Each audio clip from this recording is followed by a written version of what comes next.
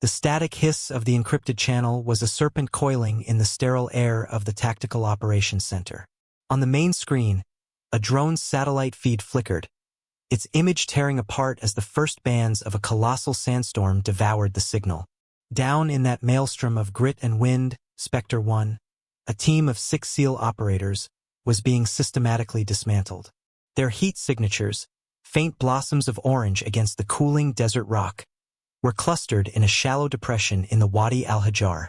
Around them, dozens of brighter, angrier signatures, insurgents were tightening a noose. The rhythmic crackle of automatic weapons fire was a faint, desperate underscore to the rising howl of the wind. Every few seconds, the screen would flash white as a rocket-propelled grenade detonated against the rock face shielding the pinned team. They had 47 minutes of breathable air in their closed-circuit rebreathers if the storm fully hit. After that, they would suffocate on the same sand that was currently providing their only cover. Captain Eva Rostova stood at the back of the room, a ghost in a flight suit. Her presence was an anomaly, an administrative footnote.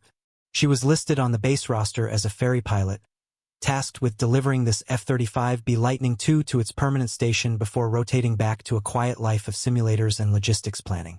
She wasn't operational. Her call sign, Nix, was dormant in the system, a relic of a past she never spoke of. She watched the chaos unfold with a stillness that was unnerving.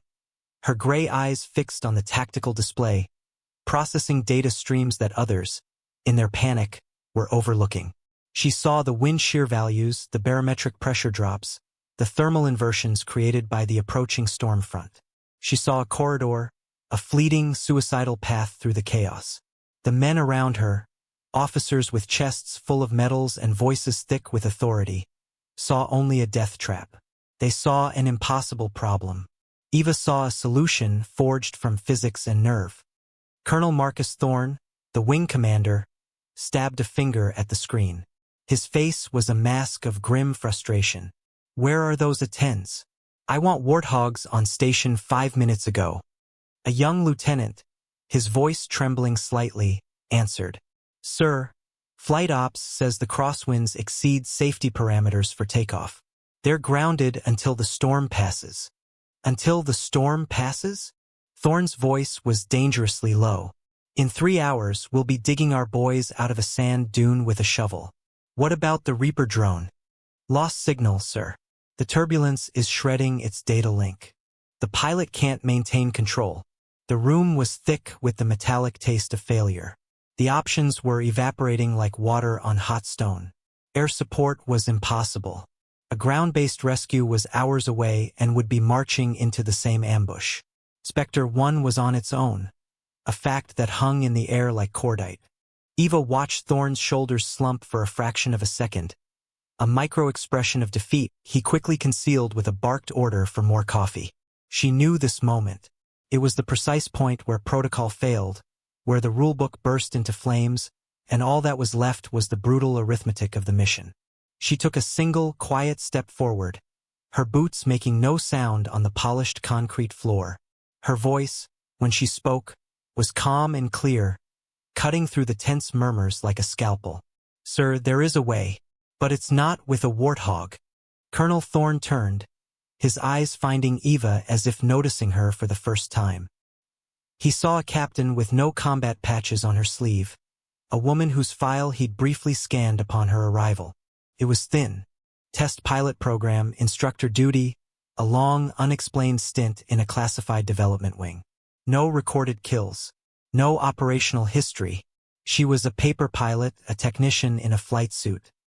His gaze was withering, a mix of institutional arrogance and genuine disbelief that she would dare speak. "Captain, you are not on this brief for a reason. Return to your station." The dismissal was absolute. A door slammed shut.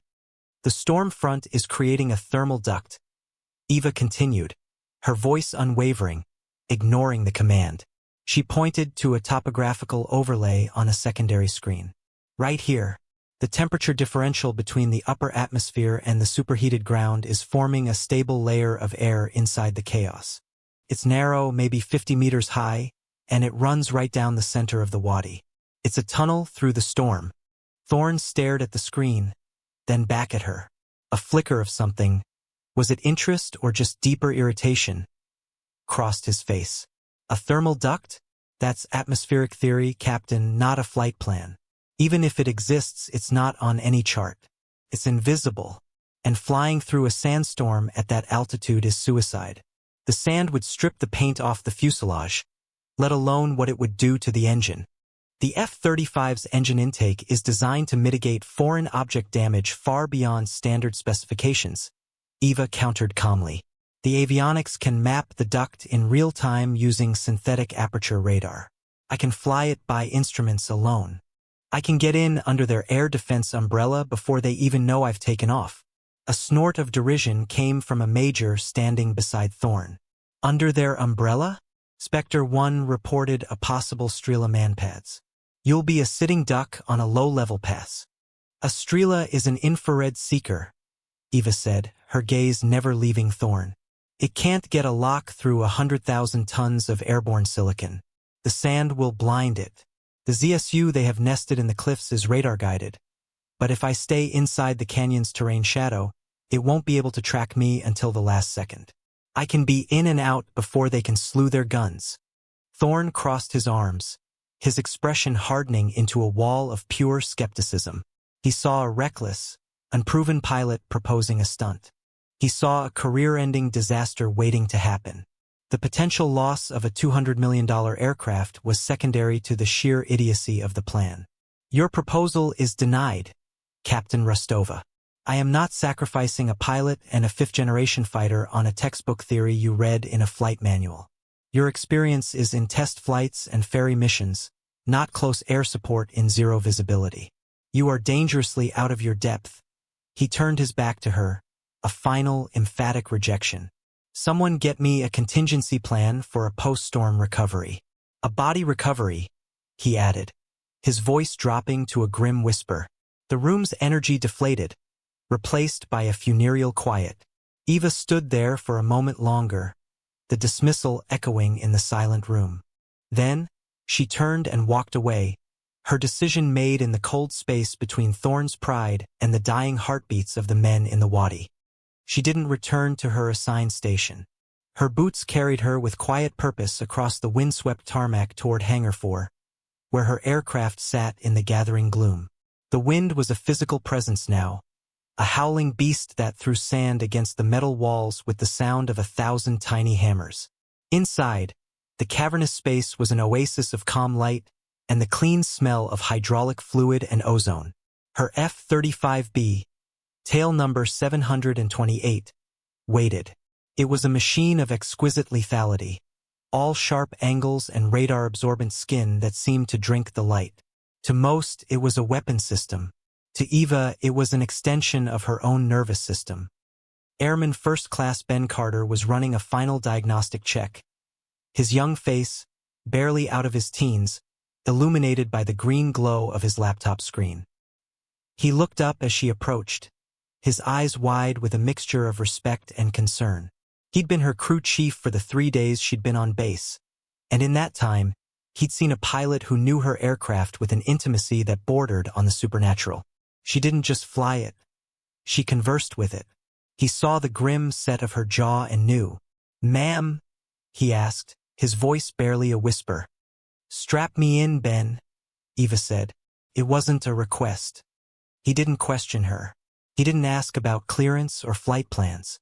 He saw the lives of 6 men reflected in her determined eyes, and that was authorization enough. He pulled the ladder to the cockpit as Eva began her pre-flight ritual.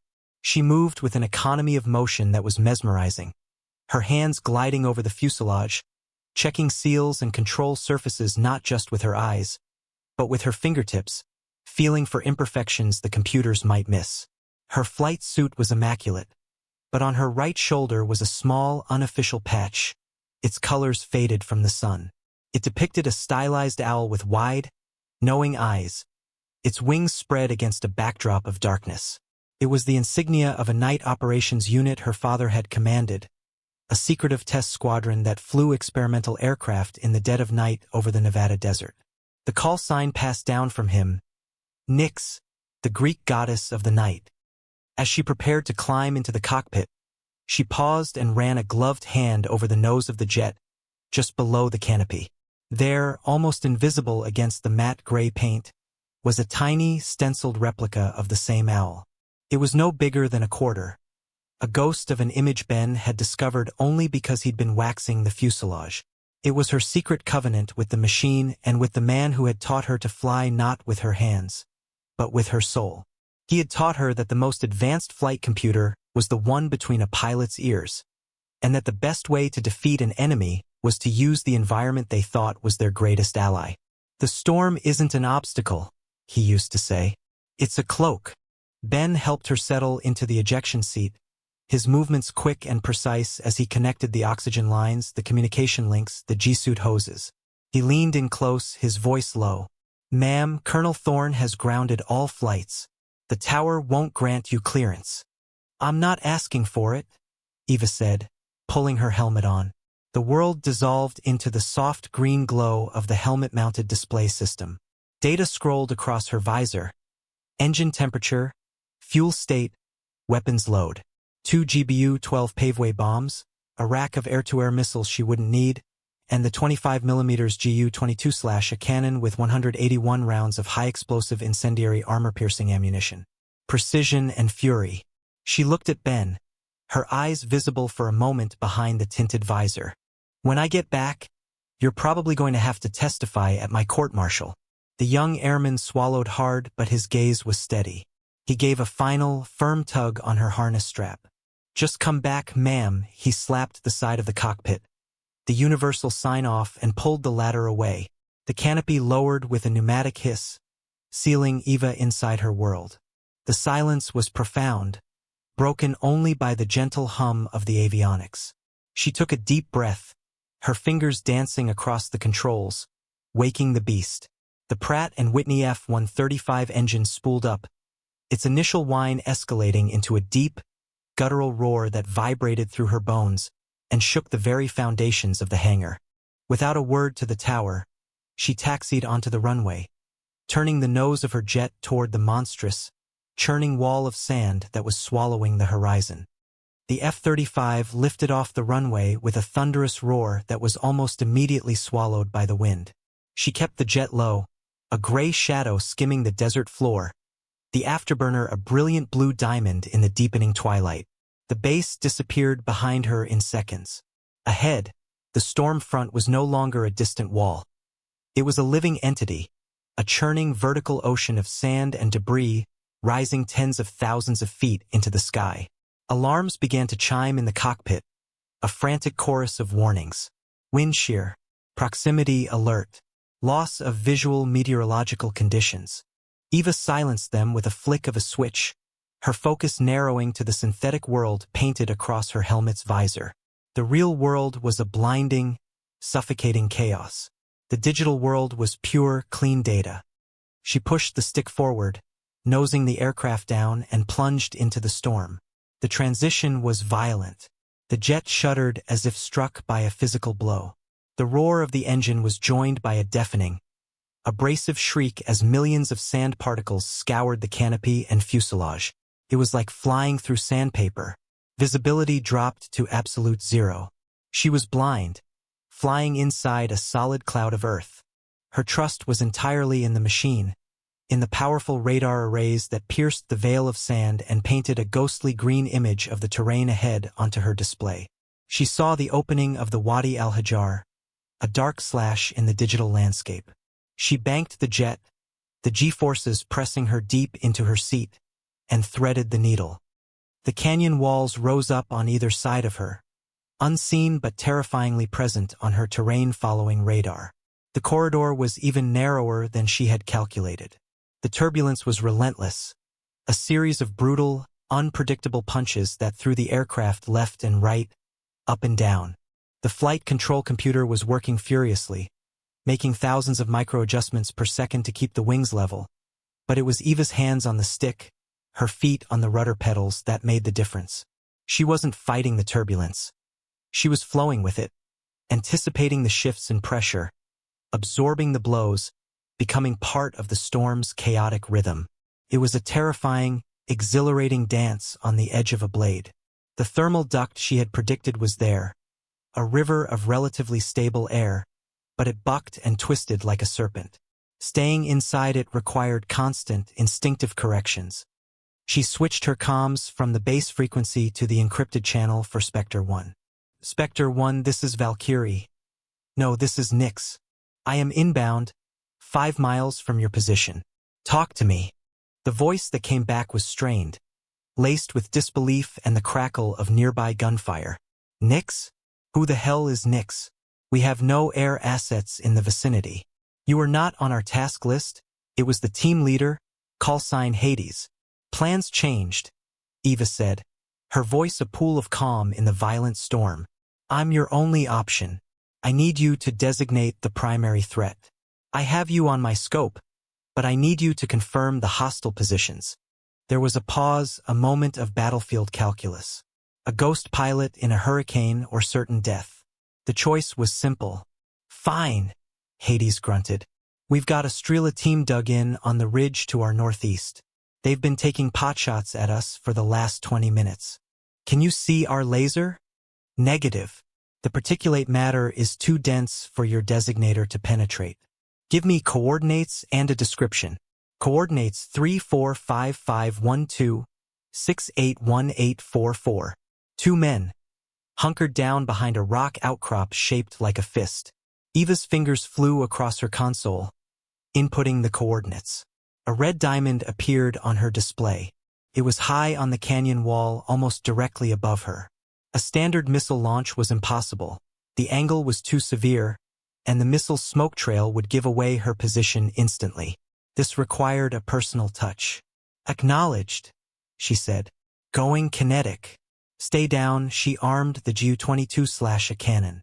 The gentle hum in the cockpit was joined by the low, hungry growl of the weapon system coming online. She was less than a mile away now, a phantom moving at over 600 miles per hour through a world of pure noise and vibration. The enemy had no idea she was even there. They were deaf and blind, secure in the fortress of the storm, their eyes fixed on the helpless soldiers below. They never saw the angel of death that was screaming toward them from the heart of the darkness. The red diamond on Eva's display grew larger. The F-35's targeting computer, a marvel of predictive technology, synthesized data from the radar, inertial navigation, and the coordinates provided by Hades. A firing solution appeared on her visor, a complex web of lines and numbers that she processed in an instant. The target was almost directly abeam her position, high up on the cliff face. A traditional strafing run was impossible in the narrow canyon. She had to get the jet's nose up, but only for a fraction of a second. It was a shot that belonged in a simulator, a theoretical exercise in weapons deployment. She pulled back gently on the stick, a precise, measured input. The F-35 responded instantly, its nose lifting. For a single, heart-stopping second, the jet climbed, its belly nearly scraping the opposite canyon wall. The targeting pipper on her display slid over the red diamond and turned from white to green. Lock. Her thumb depressed the firing stud on her control stick. The cannon erupted with a sound like tearing metal, a deep, percussive brrrt that vibrated through the airframe. The F-35 shuddered as it unleashed a 30-round burst of 25mm shells. The entire event, from pull-up to firing, lasted less than 2 seconds. Before the last shell had left the barrel, she was already pushing the nose back down, dropping back into the relative safety of the thermal duct. On the ground, the effect was apocalyptic. The SEALs saw a flicker of light high above them, a brief, impossible flash in the brownout conditions, followed by a sound that hit them in the chest like a sledgehammer. Then, the rock outcrop shaped like a fist vanished in a spectacular explosion of fire and pulverized stone. The Strela team, their missile, and a significant portion of the ridge ceased to exist. The secondary explosion from their munitions echoed down the wadi, a deafening crack that momentarily silenced the storm. In the TOC, a stunned silence descended. They had been watching the satellite feed, which had momentarily cleared, showing only the swirling sand. But their seismic sensors had registered the cannon fire, and their signals intelligence had picked up the sudden, terrified chatter on the insurgent radio net. Then, just as quickly, silence. Thorne stared at the screen, his knuckles white where he gripped the edge of the console. He had just witnessed a ghost perform surgery with a sledgehammer in the middle of a hurricane. "What was that?" he breathed. The young lieutenant at the comm station looked up, his face pale. "Sir, that was a Ju-22/a signature. 30 rounds. Precise burst. It has to be her."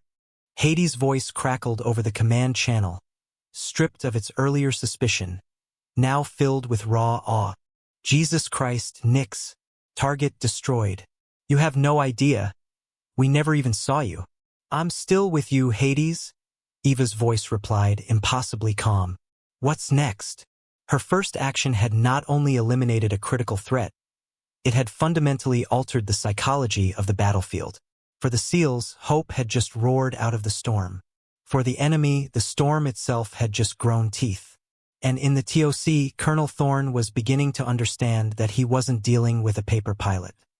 He was dealing with a legend he hadn't known existed. The dismissal in his mind was being overwritten by a dawning, terrifying respect. The insurgents were not a disorganized militia. They were disciplined, well-equipped fighters, and they adapted quickly. The destruction of the Manpad's team sent a shockwave of fear through their ranks. But their commander was shrewd. He knew the strike had come from low inside the wadi. He couldn't see the aircraft, but he could deduce its path. From a camouflaged cave mouth carved into the canyon's western wall, a new threat emerged. A ZSU-23-4 Shilka, a tracked, self-propelled anti-aircraft gun, rumbled into position. Its 423mm cannons, guided by their own small radar dish, were a tried and true response to low-flying threats. The dish began to spin, sweeping the narrow canyon with pulses of energy, hunting for the phantom that had just bloodied them. On Eva's tactical display, a new symbol flared to life. A hostile radar lock warning screamed in her ears. The Shilka had found her. "Nix, you've been painted," Hades warned from the ground. "We have a Shilka active, west wall, middle tier." "I see it," Eva replied, her voice tight. The canyon, which had been her shield, was now becoming a trap. A web of red lines, the Shilka's projected firing solution, filled her visor. The enemy gunners weren't waiting for a clean lock. They were using proximity fuses, filling the air with a cloud of shrapnel, hoping to get lucky. Explosions blossomed around her in the sand-filled darkness, invisible but felt as percussive waves that slammed against the F-35, making the jet buck and yaw. In the TOC, Colonel Thorne watched the unfolding disaster. The Shilka's position was perfectly chosen, commanded the entire length of the wadi. There was no way to fly above it because of the storm. There was no way to go around it. Any pilot, no matter how skilled, would be forced to run a gauntlet of lethal fire to provide any more support or to escape. The mission had shifted from rescue to survival. Thorne keyed his microphone, his voice now devoid of any arrogance, replaced by the grim tone of a commander who knew he had sent a pilot into an impossible situation. "Nix, this is Thorne. Disengage. I repeat, disengage. Your objective is now self-preservation. Find a way out of there." "That is a direct order." There was a half-second of static before her reply. "Negative, Colonel. Spectre 1 is still in the kill box. I'm not leaving them." It wasn't insubordination. It was a statement of fact. "Captain, you cannot survive a direct pass against that Shilka," Thorne insisted, his voice rising. "What do you intend to do?" Eva's response was 2 words, spoken with a chilling calm that froze the blood of everyone in the TOC. "Getting lower." She pushed the stick forward again, an act that defied every instinct for survival. The F-35 dropped, the terrain following radar screaming as the distance between her fuselage and the rocky canyon floor shrank to a terrifyingly small margin. She was flying below the level of the road carved into the cliffside, so low that the sand churned up by the wadi's winds was a physical barrier. The Shilka's radar couldn't get a clear picture through the ground clutter. The red lines on her display flickered and died. She had broken their lock, but she was now trapped at the bottom of the canyon, flying at nearly supersonic speed with less than 50 feet of clearance. It was a maneuver that existed only in the nightmares of pilots, a place where one wrong move, one sudden gust of wind, meant instant, violent obliteration. But down here, in the darkest part of the storm, she was invisible again. The trust in the TOC had shifted. Thorne was no longer giving orders. He was a spectator, watching a master at work, his doubt replaced by a knot of cold, professional fear for the pilot he had so thoroughly misjudged. This was the crucible, the moment that separated pilots from aviators, the living from the dead. Trapped in the bottom of the canyon, with a radar-guided cannon above and behind her, and a wall of rock rushing toward her at 800 feet per second, Eva had no conventional options left. Ejecting was a death sentence. Climbing was a death sentence. Turning back was a death sentence. The only way out was forward, through the heart of the threat. She needed to perform a maneuver that wasn't in any flight manual, a piece of inspired, desperate madness taught to her by a father who treated physics as a suggestion, not a law. She let the Shilka's gunners see her. Just for a moment, she lifted the F-35's nose, rising just enough for her heat signature to flicker on their scopes. As she expected, they opened fire immediately, a torrent of green tracers filling the narrow space in front of her. They were leading her, anticipating her flight path. But she wasn't flying a path. She was rewriting it. Just as the wall of flak seemed about to converge on her cockpit, she did the unthinkable.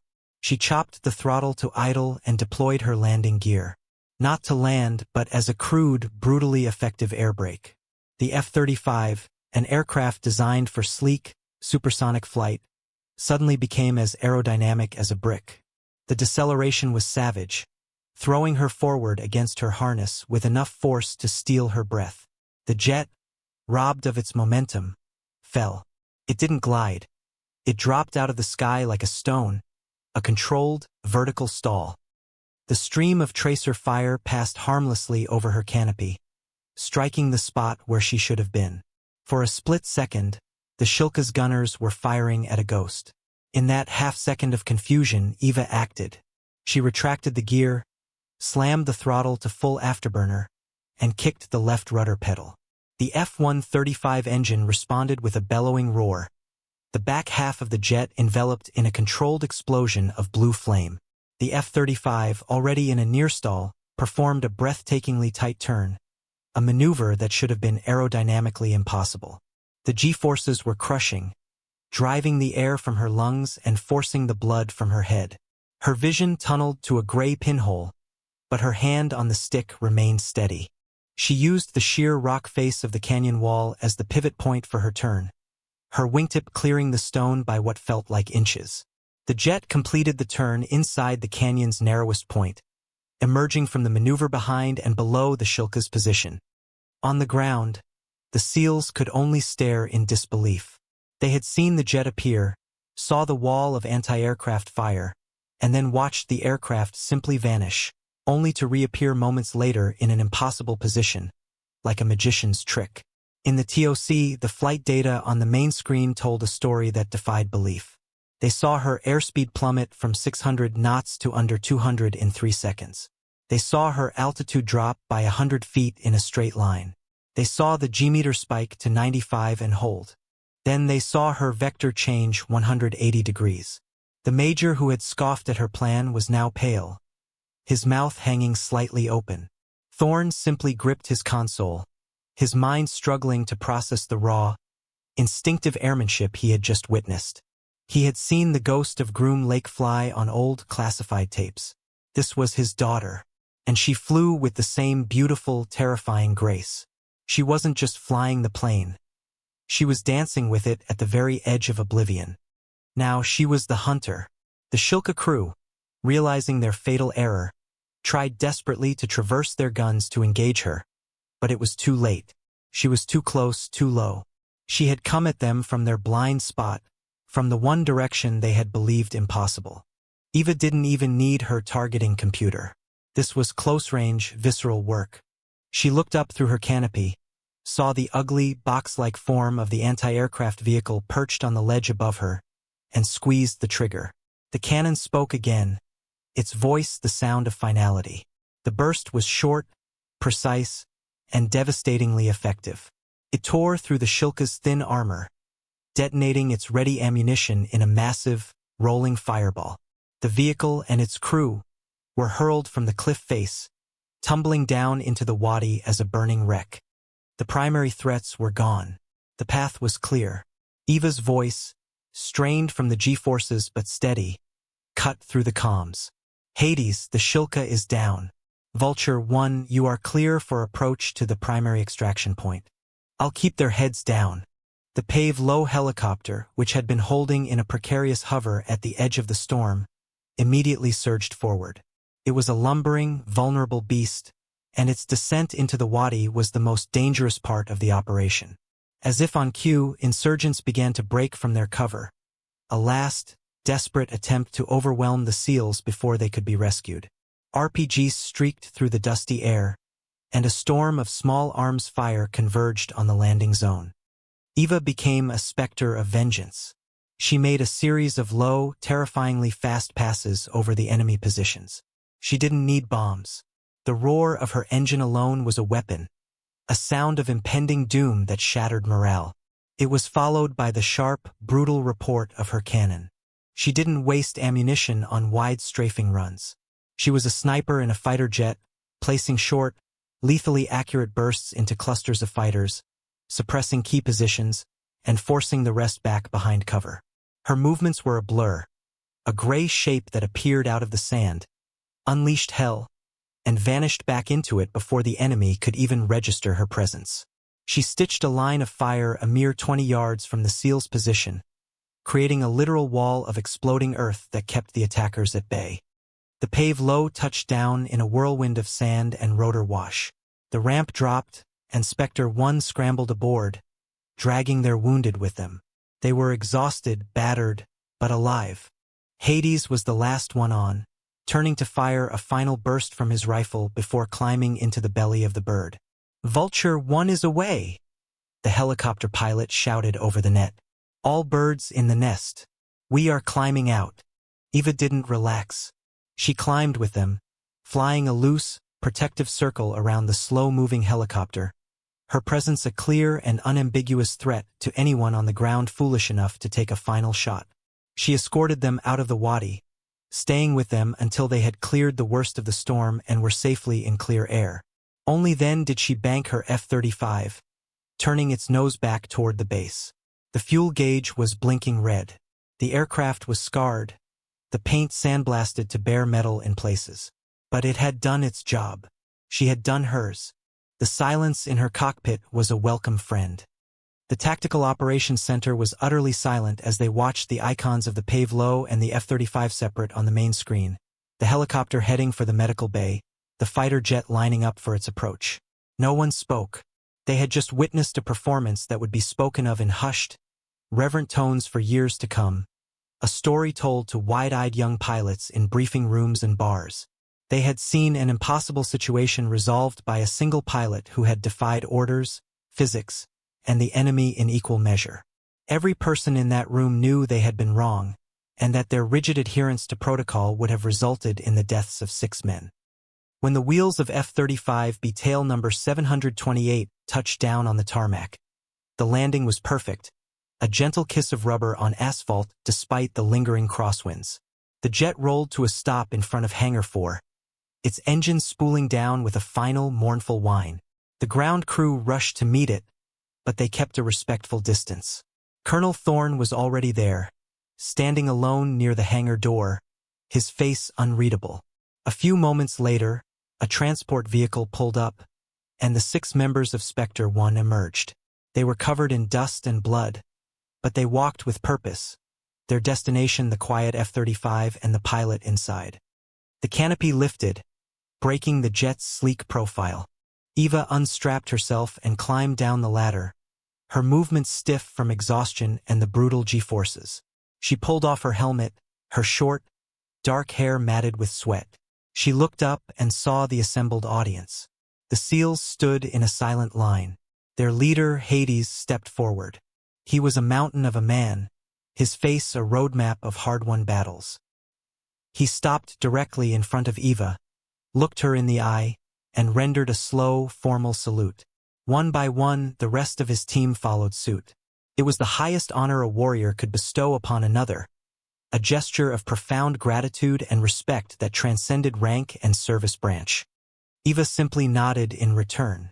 Then Thorn approached. He walked past the seals and stopped beside her, his gaze falling on the faded owl patch on her shoulder, then to the ghost of an image on the jet's nose. He finally understood. Nix, he said. The name no longer a mystery but a legacy. I was stationed at Edwards a decade ago. I read your father's file, the unofficial one. They called him the Ghost of Groom Lake, because he only ever flew at night, testing things that weren't supposed to exist. He had a reputation for unconventional maneuvers. He believed a pilot's greatest strength was her imagination, Eva said, her voice quiet. Thorn looked from her to the scarred fighter jet, then back again. It would seem he taught you a few things.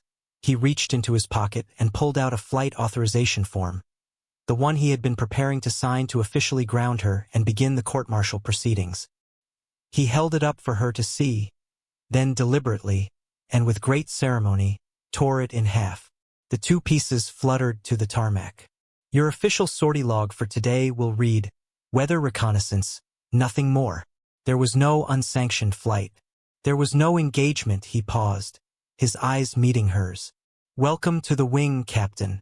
Your transfer just became permanent. He didn't offer a handshake or a salute. The tearing of the paper was more significant. It was an erasure of her transgression and an acceptance of her true nature. He turned and walked away, leaving her with her jet and her crew chief. Ben Carter approached, his face a mask of pure, unadulterated awe. He couldn't form words, just let out a low whistle. Ma'am, that was... He trailed off, shaking his head. Eva gave him a small, tired smile. She turned back to the F-35, the machine that had been her partner in the storm. She placed a gloved hand on its fuselage, the metal still warm beneath the layer of fine sand that coated it.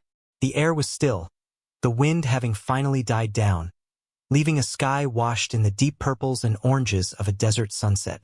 The dust of the great storm began to settle, coating everything in a fine ochre powder.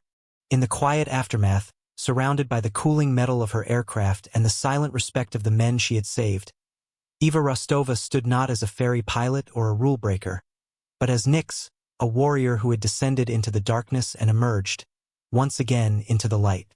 Her dignity, hard-won and undisputed, remained.